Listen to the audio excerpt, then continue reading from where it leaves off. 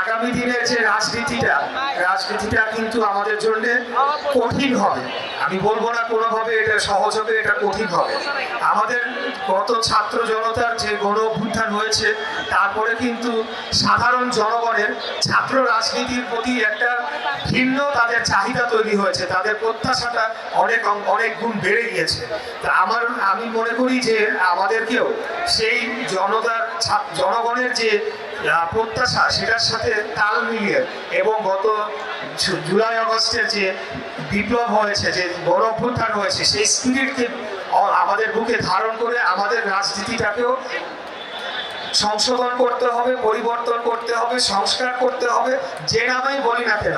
কিন্তু আমাদেরকে কিন্তু এখন ভিন্নভাবে চিন্তা করতে হবে। গতানুগতিক পুরানো দিনের যে রাজনীতি, অবশ্যই আমরা যারা পুরনো রয়েছে তাদের অভিজ্ঞতাকে আমরা কাজে লাগিয়ে আমরা সামনের দিনে এগিয়ে নিয়ে যাব। কিন্তু পুরানো দিনের যে আপনাদের যে নেগেটিভ যে বিষয়গুলো ছিল আমাদের রাজনীতি, সেগুলাকে কিন্তু আমাদের সম্পূর্ণরূপে ঝেড়ে ফেলতে হবে এবং আমাদের আগামী দিনে বাংলাদেশের সাধারণ জনগণকে আমাদের কনভিন্স করতে হবে যে হ্যাঁ, আমরা বিএনপি এবং বাংলাদেশ জাতীয়তাবাদের আদর্শে পরিচালিত বাংলাদেশ জাতীয়তাবাদী ছাত্রদল একটি ইন্ডিপেন্ডেন্ট সংগঠন, যারা ছাত্রদের এবং বাংলাদেশের ভবিষ্যৎকে নিয়ে তারা আলাদাভাবে চিন্তা করতে পারে, তারা নিজের চিন্তা বা ধারণাকে সেটা ধারণ করে। দেশ জুড়ে তোলপাড় ওয়ালটন ফ্রিজ কিনে আপনিও হয়ে যেতে পারেন মিলেনিয়ার।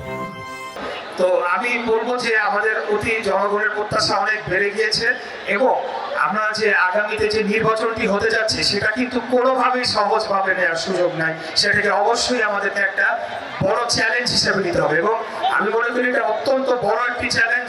কারণ জনগণকে কিন্তু আমরা আওয়ামী লীগের মতো, খুনি হাসিনার মতো আমরা বাধ্য করতে পারবো না। আমাদেরকে আমাদের কর্ম এবং আমাদের মিশনের মাধ্যমে জনগণের সমর্থনকে অর্জন করতে হবে, জনগণের মনকে জয় করে আমাদের তাদের ভোটকে নিয়ে তাদের ভোটের মাধ্যমে আমাদের আগামী দিনে আমাদের দলকে রাষ্ট্র ক্ষমতায় আনতে হবে।